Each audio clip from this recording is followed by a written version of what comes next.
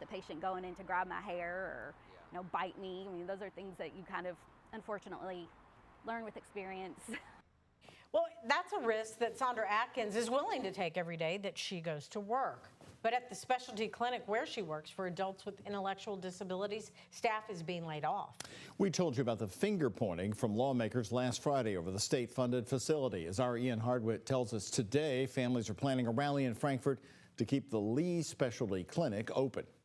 Please don't leave us. We love you. We love you here.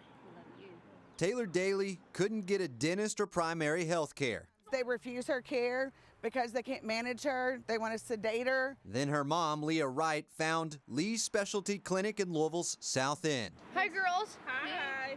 Daly's 32 and autistic.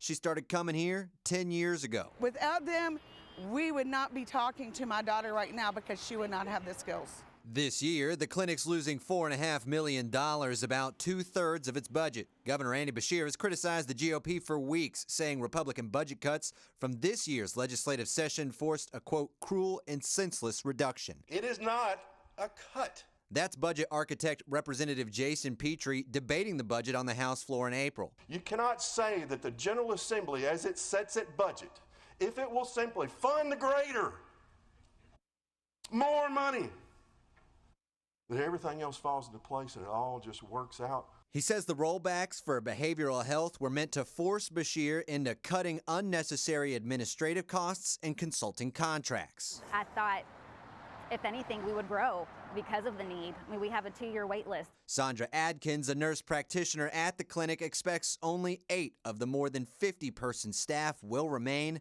after layoffs. I try to stay out of the political side of it. I know you can't because of the way this happened. Because I just want to take care of my patients and give them an answer. Because they're asking me, well, what are you going to do?